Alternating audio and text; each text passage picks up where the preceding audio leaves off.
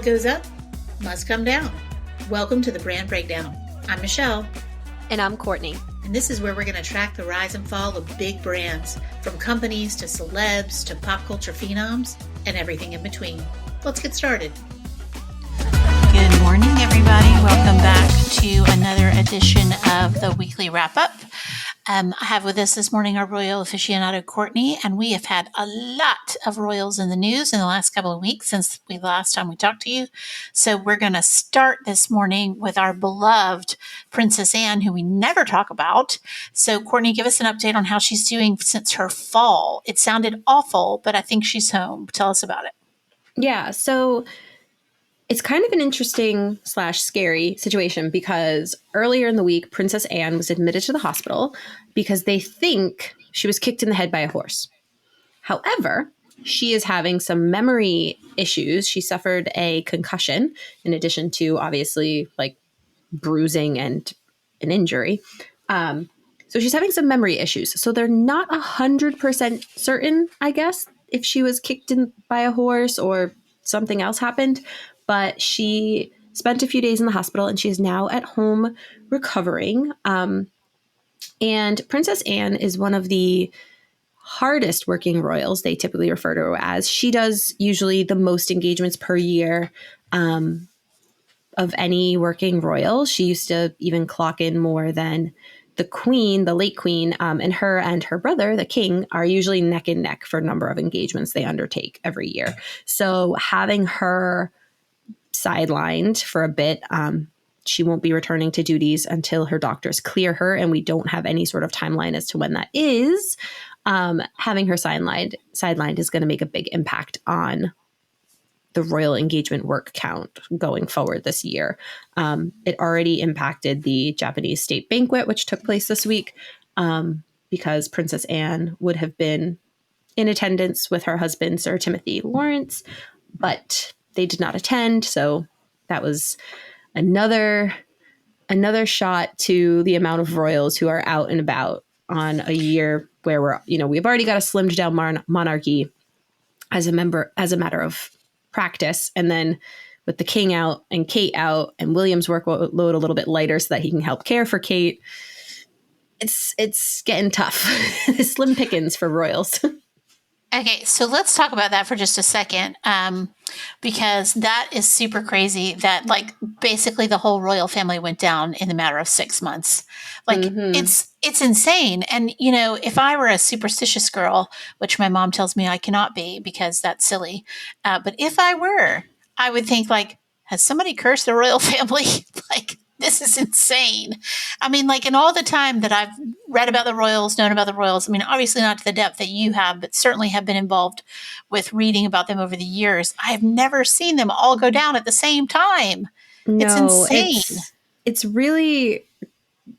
So the fact that Catherine and the king were diagnosed with cancer so closely together, which is statistically just odd that two family members would be diagnosed with cancer a week apart. And then the fact that the Sussexes had, self-selected out of the royal family. Prince Andrew had been kind of forcibly sidelined from being a public member of the royal family. The king had decided on his slimmed down monarchy, which means that the York sisters, who could potentially be stepping up a little bit, are not being called into action. We're now currently down to the king and queen, William, and the Edinburghs, Edward and Sophie, as working and available members of the royal family. If Anne and Catherine are healthy, that adds 2. Also, the king's workload right now, we should consider it to be kind of only half available because he's not undertaking nearly the amount of engagements that he typically would. So I think the slimmed down monarchy with the Sussexes having opted out of royal life, I don't think is going to Sustain. Go the way. Yeah, Yeah, they're going to have to re-up some people. So I just don't know how a monarchy can sustain itself if all of its members are down. So I think what Charles is going to have to do long term is call up some other peripheral members of the royal family to at least work part-time, don't you think? Yeah, I mean, I just don't understand, like the other day it was announced, or kind of not announced, but it came out that some of the late Queen's patronages were not going to be adopted by the King. And so there's charities all over the UK losing their royal patron. And I just don't see how. I mean, I know that Charles and William have this vision of a slimmed down monarchy that is less strain on taxpayer resources and that more follows the Scandinavian model where there's really only the monarch and the direct line of succession. So the heir and then the heir's heir, and everybody else in the family is kind of just, they're a member of the royal family, but they are not royal, essentially. In some countries, they don't even have like HRHs anymore for people who typically did. In Denmark, famously, the Queen's grandson, or the old Queen's grandson, she abdicated, but her grandchildren lost their titles, I think, last year. So I get that they want this like slimmed down monarchy and they want to change the model. But the problem with that is that it hasn't, and I think we've talked about this before, like it hasn't been communicated that there's a plan to change the model of what the working royals do, in that they're going to be more hands-on involved with large initiatives like Earthshot, like the Early Years Center, like the King's Trust and the Prince's Foundation and all of that. That hasn't been, like, the plan hasn't been communicated. You're just kind of supposed to like gather it from inklings of paying really close attention. And then even if they announce that that's the plan, is that something that the public will accept? Because part of what the British royal family is known for is undertaking these, thousands of engagements a year and supporting hundreds and hundreds of charities and being out there and in the public. And will the British public accept that they are paying a royal family, however big or however small, who is not as visible and who is not supporting the amount of charities that they previously have? Like, will the public be okay with that change? And so I think that the royal family is kind of fumbling this transition to a slimmed down monarchy a little bit. I also think some things have happened that are just obviously out of their hands, with illnesses and injuries and the Sussexes electing to step back. But I just don't think this is going the way they had hoped it would go. Oh, yeah, for sure. There have been so many snafus with everything that they've been trying to accomplish. Like, it's been crazy. Well, it'll be interesting to see what they do over the next few months to a year, as far as that's concerned, especially when we see Kate coming back for engagements, because I 100% believe she will never come back full time again. I really, truly don't think she will. Yep. No, I don't. I think that. Oh, what? I disagree. Oh, okay. That's fine. You're loud.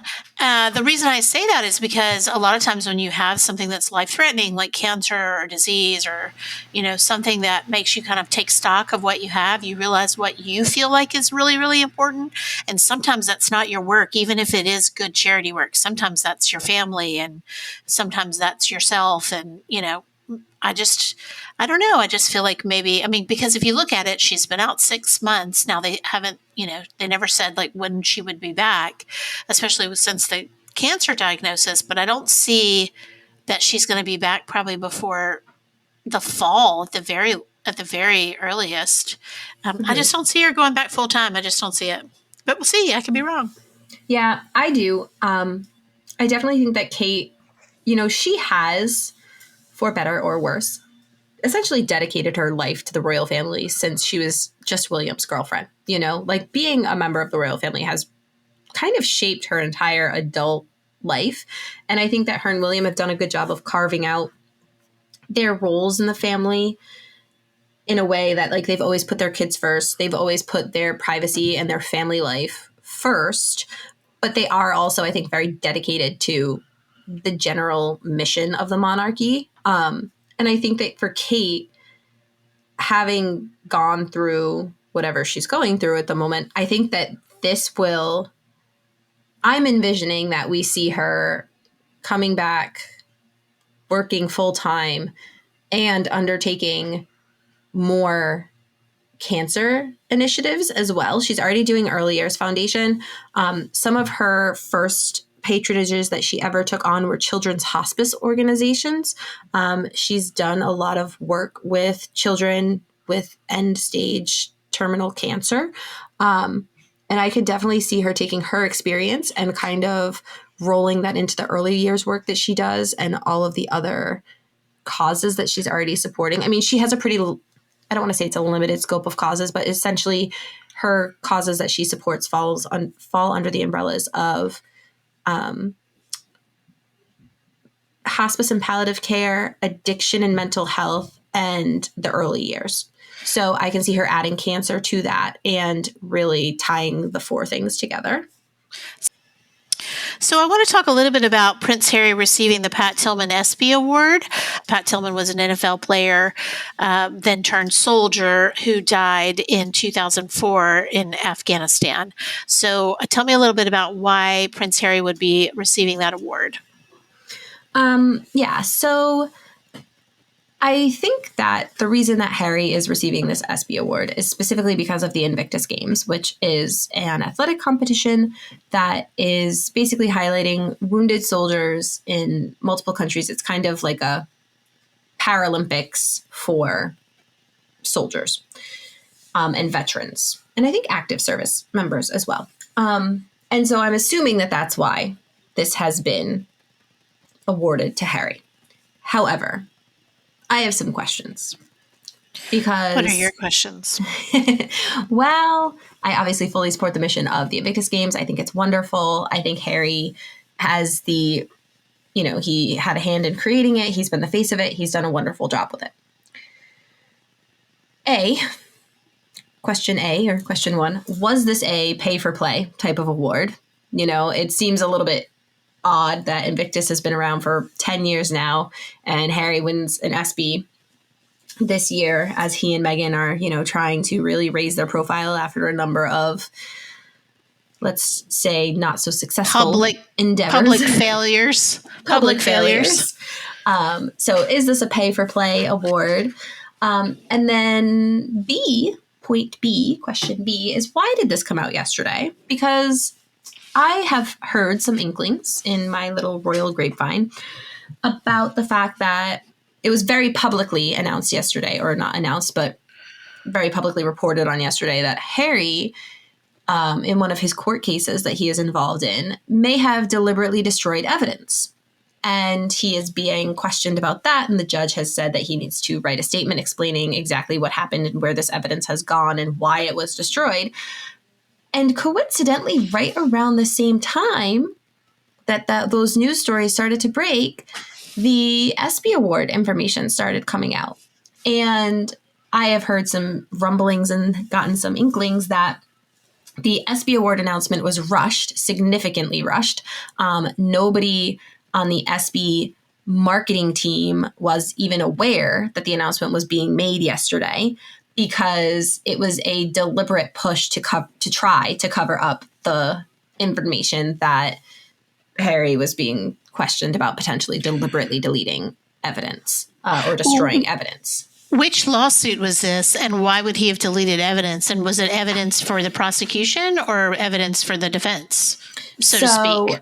It was, I believe it is his lawsuit against The Sun, which I believe he's part of with a number of other celebrities. And specifically, the evidence in question is his text messages with the ghostwriter of Spare. The ghostwriter of Spare, J.R. Moinger, I think is how you pronounce his last name. I could be butchering that, though. J.R.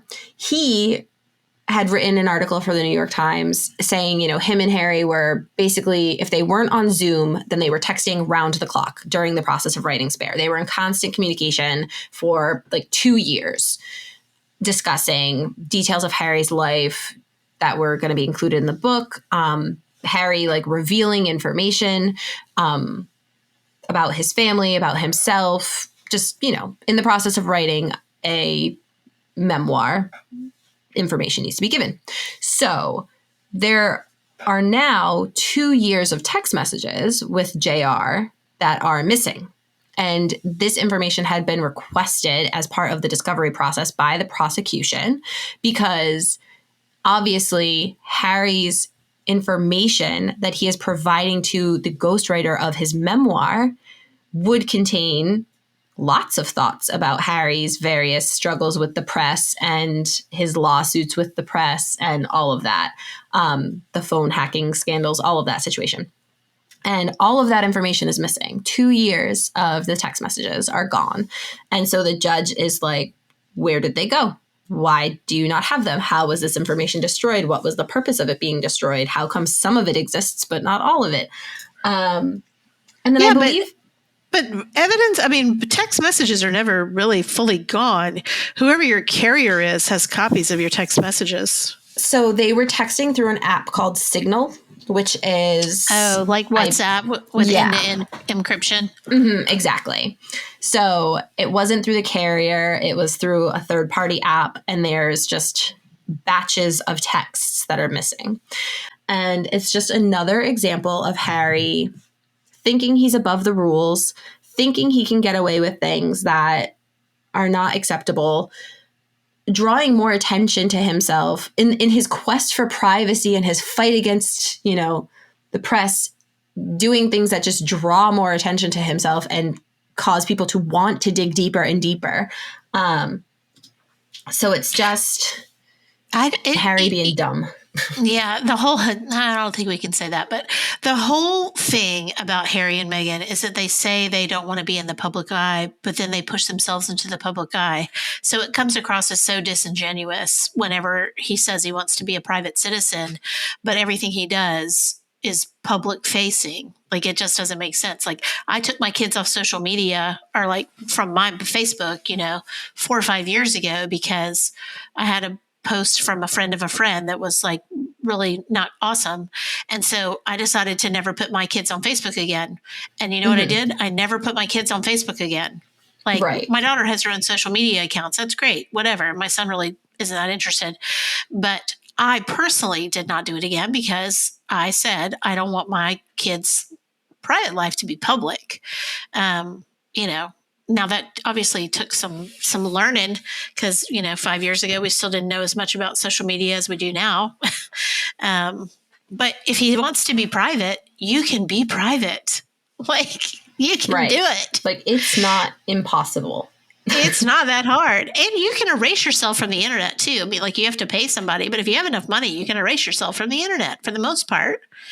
So it doesn't make sense. Speaking of them saying that they want to be private when they're really public, let's walk back to the trooping of the color a couple of weeks ago in our first Kate appearance, because I'm not even sure. Did we even talk about that on our last weekly wrap up? I'm not sure that we did. I don't think so. No, I don't think so, because it was in an off week. Because how gorgeous did she look? And I was so excited to see her and the kids. They all coordinated so beautifully. They looked adorable. She looked genuine and smiley. She and William seemed to be doing really, really well. And at the same time that she shows up for trooping, Meghan and Harry's friend, who's the soccer player, decides to post polo player, whatever, friend, Nacho. Decides to post something about their dog biscuits and maybe a jam. I can't remember if there was a jam involved or not, but definitely a dog biscuit was involved.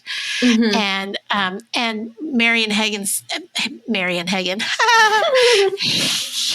Meghan's camp said that they had nothing to do with it, blah, blah, blah. That's total BS. There's no way that guy posted that without them knowing about it. So 100%. What are the odds I call BS on that? Nacho gets number 2 of 2 raspberry jam in the batch. I'm assuming number 1 probably went to Harry as a Father's Day gift because it was on Father's Day. I think happened to be right around the same time. Which I want to talk about Father's Day in a minute too. Okay. But so he posts it right before trooping. Like, there's just no way that he wouldn't have been if he's as close to Harry and Meghan as we are being led to believe, which they're being led to believe, like the two couples are best friends. He knows the optics. He knows what people would say if he posts that.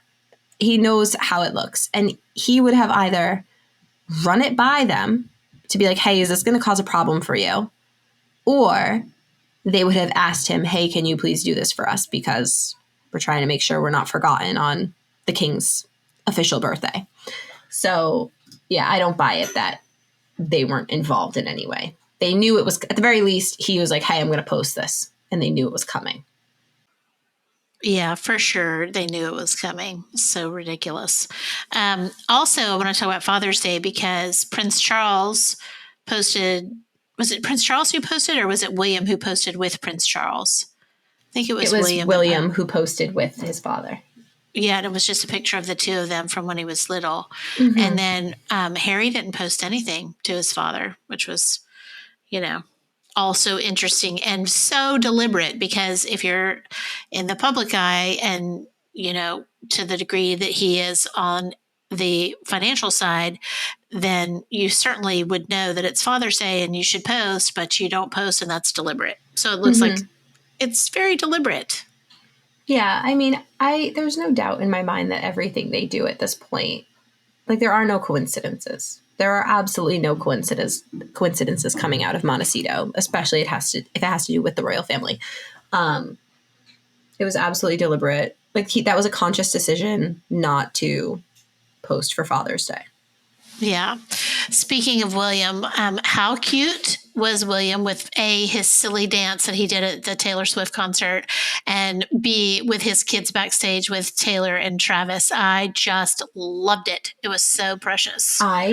I love when we get to see William dancing. His dad dancing is just the best. Hilarious. Like just hilarious. Yes. But I think have you seen any of the clips of Travis and Jason talking on New Heights, their podcast, about meeting William and Charlotte and George? No, but I love their podcast. I haven't listened in a month or so, but I love it. It is so freaking cute. Like the two of them, Jason and Travis, are just like geeking out, being like, oh my God. And Charlotte was such a firecracker. And like meeting he's like, Prince William was just like the coolest guy. And it was just like, everybody go listen because it's a really, really cute exchange that they have. Yeah. Oh, I love them so much. I love their podcast. I love their relationship. They're so cute. And Travis with Taylor on stage at the Eras concert, I think it was the third one at Wembley, was all the things. It was so great. It was so good. It was so good. Everything. Yeah, we're going to break that down in a different episode, not here. But yeah, it was precious. So I loved seeing Charlotte's little boho braids. They were super cute. I'm sure Kate did those. And I was sad not to see Kate, but totally get it. 65,000 people or whatever it is. She doesn't need to be around that. But anyway, I thought they were precious. I really hope Meghan launches her ARO brand really soon so people will get off her back and let's see what she is peddling because I'm sure it's going to be very bespoke and tailored and all the things. And if it's not as expensive as the Goop candles, then maybe we'll be able to purchase some things. But I think she needs to get on the ball because the longer she waits, the less interest people are going to have. You know what I mean? Yeah, I don't even know what to say about Arrow at this point, American Riviera Orchard, for those of you not in on our little abbreviation. I just feel like it's a flop. I feel like it's already a flop. It's been too long since the soft launch, which was such a desperate 3 move. months, right? It's been a while. Like it's just, I think they lost their window of opportunity, and that sucks for them, but it is what it is. Yeah, so we'll see what happens. She still has a lot of, as you call them, squatties that are super vested in what she does. So I think that it'll be successful from that standpoint, which I'm glad for them. They need the money, obviously. So I'm happy for that. I don't know that it'll be like a Magnolia or a Goop or anything like that. Like I love the Magnolia brand. I don't know that Arrow's going to make it into Target. Target's pretty particular about who they carry. And I don't even know if she wants to do that. If it's all going to be bespoke and on the web like Goop or what. So, cause Goop doesn't have any brick and mortar, right? I don't think they have any brick and mortar. I don't think so. Yeah, that's a fascinating brand. I went to a Challenger Brands conference a couple of years ago, and they had some pretty high up people from Goop who did presentations on how they manage their brand, and it was super awesome. They do some really innovative things, like that infamous candle, which I'm not going to say what the candle is, but everyone knows. If you know, you know. So anyway, well, that feels like a lot of information this week. Thanks so much, Courtney, for jumping on and giving us all the updates. I really appreciate it. And we're out next week because it's the 4th of July, but do look for a bonus episode about Bridgerton on Tuesday, where we review the first 3 seasons, but mainly we spend a lot of time on season 3 and the upcoming season 4, which we hope will happen. And actually, we don't even know. I mean, it says it will, but it probably won't come for 3 years. I think it's confirmed to be released in 2026. Yeah. Like, why is it taking a year and a half for 8 episodes? Yeah. Gosh, that's longer than a year and a half, because it usually drops in June or May. Yeah, if it drops in the summer, 2 years. 2 full years, yeah. Yeah, that's 2 years. That feels like too long, Shonda. We need especially it if she quicker can than that. bang out like 2 23 episode seasons of like her Grey's. network shows. Yeah, like come on. We know you. We know the timeline can be tightened up a bit. Well, I mean, it's like Stranger Things. Like Stranger Things, the last season isn't coming out for another year, and it's been like 3 years. These kids are going to be like 30 by the time. Yeah, Millie Bobby Brown is like 25 now. It's insane. Or 22. She just got married. I know. She married John Bon Jovi's son. Like she's so old. I mean, that show started in 2016, and it is 2024, and they haven't done the 5th season yet. Give me a freaking break. That's insane. Anyway, all that to say, look for the Bridgerton episode on Tuesday, and let us know what you think in the notes or in the comments. Thanks so much, everybody, for coming out today. Have a great weekend. We'll talk to you soon. And for those of you that are stateside, happy 4th of July next week.